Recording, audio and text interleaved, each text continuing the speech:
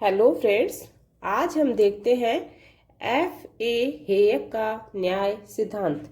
तो F A हेयक, जिनका पूरा नाम फ्रेडरिक ऑगस्टस वॉन हेयक है और इनका जन्म 1879 में होता है। ये एक ब्रिटिश राजनीतिक अर्थशास्त्री थे और प्रमुख स्वेच्छातंत्रवादी विचारक हैं। तो स्वेच्छातंत्रवाद, जैसा कि हम सब जानते हैं, परंपरावाद की पुनरावृत्ति के रूप में स्वेच्छातंत्रवाद जाना जाता है, जो कि योग्यता का समर्थन करता है, आरक्षण का विरोध करते हैं और अहस्तक्षेप राज्य का समर्थन करते हैं। यानी कि न्यूनतम राज्य का जो कार्य क्षेत्र है वो न्यूनतम होना चाहिए। और जो ये हेयक हैं, ये बर्लिन से बहुत अधिक प्रभावित थे। अब हम आगे चलते हैं कि 1974 में हेयक को गुनार मेडल के साथ अर्थशास्त्र में नोबेल पुरस्कार मिला। तो जो नोबेल पुरस्कार मिला था वो किस टॉपिक पर मिला था? तो कीमतें और सूचना तंत्र। तो कीमतें और सूचना तंत्र पर हेयक को अर्थशास्त्र में नोबेल पुरस्कार मिला। कब मिला? 1974 को। तो ये हमें ध्यान रखना है। अब हम बात करते हैं एफ ए हेयक और गुनार मेडल दोनों में थोड़ा कंपैरेटिव देखते हैं कि एफ ए हेयक, जैसा कि मैंने आपको बताया कि ये एक स्वेच्छातंत्रवादी विचारक हैं और गुनार मेडल जो है ये एक नव समतावादी विचारक है, यानी उदार समतावादी विचारक हैं, जो कि योग्यता और आरक्षण दोनों का समर्थन करते हैं और कल्याणकारी राज्य की अवधारणा पर बल देते हैं और सामाजिक और आर्थिक न्याय के सिद्धांत की संकल्पना देते हैं। राष्ट्र निर्माण, राष्ट्र कल्याण से विश्व कल्याण की ओर बढ़ना, मतलब इस तरीके के इनके विचार हैं। और इनकी एक प्रसिद्ध बुक है एशियन ड्रामा। तो इतना हमें गुनार मेडल के बारे में ध्यान रखना है। अब देखते हैं एफ ए हेयक योग्यता का समर्थन करते हैं, आरक्षण का विरोध करते हैं और ये बिखरे हुए ज्ञान की संकल्पना जो है वो देते हैं। तो बिखरे हुए ज्ञान की संकल्पना में क्या कहते हैं कि कोई भी एक एजेंट उत्पादक के सभी कारकों के बारे में संपूर्ण जानकारी नहीं रख सकता। क्या कहते हैं बिखरे हुए ज्ञान की संकल्पना में? कि कोई भी एक एजेंट उत्पादक के सभी कारकों के बारे में संपूर्ण जानकारी नहीं रख सकता। और दूसरा ये देते हैं कैटालेक्टिस की संकल्पना। इसमें ये कहते हैं कि मुक्त बाजारवाद में किसी वस्तु की कीमतों के बारे में अनुमान लगा सकते हैं। क्या कहते हैं कि बाजारवाद में, मुक्त बाजारवाद में किसी वस्तु की कीमतों के बारे में अनुमान लगा सकते हैं। ओके, तो इतना हमें ध्यान रखना है। एफ ए हेयक, जैसे मैंने आपको बताया कि स्वेच्छातंत्रवादी हैं, तो मतलब ये योग्यता का तो समर्थन करेंगे, आरक्षण का विरोध करेंगे, राज्य के न्यूनतम कार्य क्षेत्र की संकल्पना देते हैं, यानी कि अहस्तक्षेप राज्य का समर्थन करते हैं, कानूनी और राजनीतिक न्याय का समर्थन करते हैं। तो इतना हमें ध्यान रखना है। अब हम आगे चलते हैं हेयक के दास्ता और नियोजन संबंधी विचार।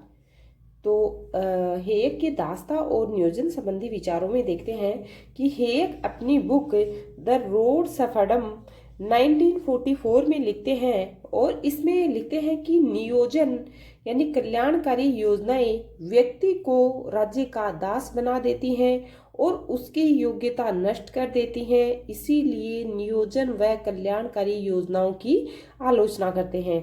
क्या कहते हैं कि इनकी बुक है, प्रसिद्ध बुक है द रोड ऑफ सफरडम 1944।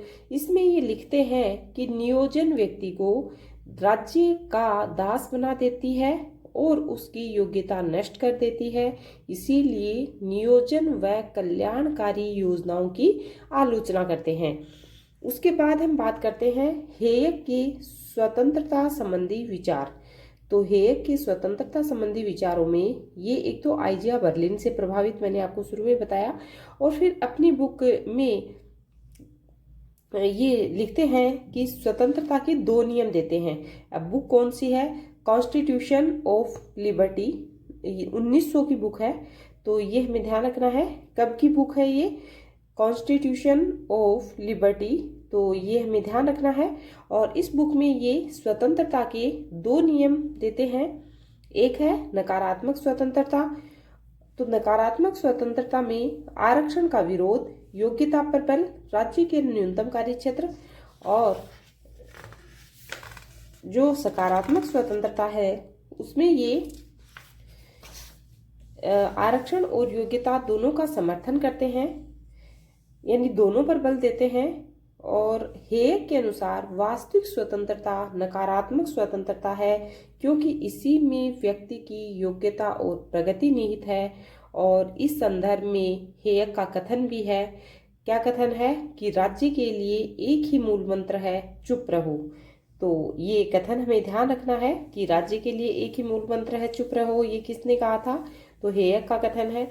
और जैसा कि इसमें इन्होंने न्याय के मतलब स्वतंत्रता के 2 नियम बताए, न्याय के 2 नियम बताए, नकारात्मक सकारात्मक। तो नकारात्मक को ये इम्पोर्टेंट मानते हैं, नकारात्मक स्वतंत्रता जो है उसी को ये वास्तविक स्वतंत्रता कहते हैं। और कहते हैं कि इसी में हमें व्यक्ति की योग्यता और प्रगति निहित है। कौन सी स्वतंत्रता में? नकारात्मक में। तो ये इतना ध्यान रखना है, ये इनका कथन ध्यान रखना है कि राज्य के लिए एक ही मूल मंत्र है, चुप रहो। दूसरा है स्वतंत्रता एक ऐसी रोटी है जिसमें सभी में नहीं बांटा जा सकता, इसका स्वाद योग्य व्यक्ति ही लेने का हकदार है। क्या कहते हैं कि स्वतंत्रता एक ऐसी रोटी है जिसे सभी में नहीं बांटा जा सकता, इसका स्वाद जो है वो योग्य व्यक्ति ही लेने के हकदार हैं। ओके, अब हम आगे देखते हैं। ये दोनों कथन है, ये ध्यान रखना है। आगे चलते हैं। क्रिश्चियन बे हेयक के स्वतंत्रता संबंधी विचारों की आलोचना करते हैं। वह कहते हैं कि इसमें संशयवाद या हर्बर्ट स्पेंसर की झलक है। तो हर्बर्ट स्पेंसर के विचारों में काफ़ी संशयवाद देखने को मिलता है। तो इसी तरीके से क्रिश्चियन बे भी हेयक के स्वतंत्रता संबंधी विचारों की आलोचना करते हुए कहते हैं कि हेयक के जो स्वतंत्रता संबंधी विचार हैं उनमें भी हर्बर्ट स्पेंसर के विचारों के समतुल्य जो है संशयवाद देखने को मिलता है। ओके, अब हम आगे देखते हैं हेयक के न्याय संबंधी विचार। ये तो हम लोगों ने देखे हेयक के स्वतंत्रता संबंधी विचार। अब हम देखते हैं हेयक के न्याय संबंधी विचार। तो अपनी बुक जो है उसको 3 खंडों में प्रकाशित करते हैं हेयक। पहला खंड है इनका law, legislation and liberty, rules and order 1973। इसी का दूसरा खंड है law, legislation and liberty, the mirage of social justice 1976। और तीसरा खंड है the law, legislation and liberty, the political order of a free people 1979। तो ये मतलब एक ही बुक के 3 खंडों में इन्होंने प्रकाशित की थी। तीनों खंड ध्यान रखने हैं, सन वाइज ध्यान रखने हैं। सबसे पहले रूल एंड ऑर्डर आएगा, तो ये 73 की है, 1973। दूसरा the mirage of social justice 1976। और तीसरा है the political order of a free people 1979। तो ये डेट के साथ ध्यान रखना है क्योंकि सन याद रखना बहुत जरूरी है। और उसके बाद हम देखते हैं कि जो दूसरा खंड है इसमें हेयक लिखते हैं कि आरक्षण या सामाजिक न्याय मृग मरीचिका के समान भ्रम कल्पनीय है, क्योंकि आरक्षण से समाज और व्यक्ति का विकास नहीं होता बल्कि विकास का भ्रम होता है। अतः सामाजिक न्याय का विचार ही निरर्थक है। जैसा कि हम सब जानते हैं, जो सकारात्मक उदारवाद है, जो सकारात्मक स्वतंत्रता के जो पक्षधर हैं, जिसमें जो सकारात्मक उदारवादी आ जाते हैं और दूसरा उदार समतावादी विचारक आते हैं, तो वो सब क्या करते हैं कि एक तो कल्याणकारी राज्य की अवधारणा देते हैं, आरक्षण और योग्यता दोनों का समर्थन करते हैं, दूसरा आर्थिक और सामाजिक न्याय का विचार देते हैं, है ना। तो ये यहाँ पर जैसा कि हम सब जानते हैं हेयक क्या है, स्वेच्छातंत्रवादी, जो कि परंपरावाद की पुनरावृत्ति है, जो योग्यता का समर्थन करते हैं, आरक्षण का विरोध करते हैं और कानूनी या राजनीतिक न्याय का समर्थन करते हैं। तो ये सामाजिक न्याय का क्या करते हैं, विरोध। तो यहाँ पर यही दूसरे खंड में इन्होंने कहा कि सामाजिक न्याय का विचार ही निरर्थक है। यानी सामाजिक न्याय जो बताते हैं सकारात्मक उदारवादी या और उदार समतावादी, तो सामाजिक और आर्थिक दोनों प्रकार का न्याय बताते हैं, तो सामाजिक न्याय का विचार ही निरर्थक बताते हैं और ये कहते हैं कि आरक्षण या सामाजिक न्याय जो है वो मृग मरीचिका के समान भ्रम कल्पनीय है, उसकी सिर्फ कल्पना कर सकते हैं, क्योंकि आरक्षण से तो समाज और व्यक्ति का विकास होता नहीं है ना।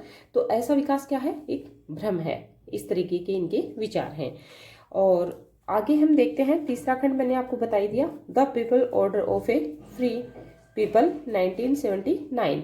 तो ये तीनों ध्यान रखना है। उसके बाद है हेयक ने 1948 में इंडिविजुअल एंड इकोनॉमिक ऑर्डर पुस्तक लिखी थी, जिसमें मुक्त प्रतिस्पर्धा और योग्यता का समर्थन किया। इन्होंने ये बुक लिखी और इसमें मुक्त प्रतिस्पर्धा और योग्यता का समर्थन किया। तो ये ऐसे क्वेश्चन पूछा जा सकता है कि हेयक द्वारा किस बुक में मुक्त प्रतिस्पर्धा और योग्यता का समर्थन किया गया था। तो ये किया गया था इंडिविजुअल एंड इकोनॉमिक ऑर्डर। कौन सी बुक है, इंडिविजुअल एंड इकोनॉमिक ऑर्डर। कब की बुक है, 1948 की बुक है। तो इतना हमें ध्यान रखना है। उसके बाद जो है यहाँ पर हेयक के जो स्वतंत्रता संबंधी विचार हैं और जो न्याय संबंधी विचार हैं वो कंप्लीट होते हैं।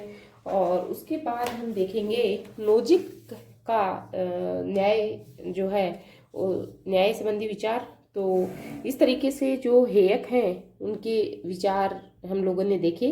जैसा कि हेयक एक परंपरावाद का ही मतलब पुनरावृत्ति की जो स्वेच्छातंत्रवाद था उसी से रिलेटेड विचारक है। तो सिर्फ हमें अगर शुरू वाली जो टेबल हम लोगों ने देखी थी न्याय की, यदि वो भी याद है तो हम काफ़ी सारा मतलब इन थिंकरों के बारे में उनके विचार जो हैं उनको मतलब समझ सकते हैं। तो वो टेबल याद करनी बहुत ज़रूरी है। ओके फ्रेंड्स, तो होप करती हूँ कि आज का वीडियो छोटा सा वीडियो था, बट यहाँ से क्वेश्चंस भी नेट DSSB RPSC और जैसे RPS PGT इन सब में यहाँ से क्वेश्चंस आते हैं। Okay friends, thanks.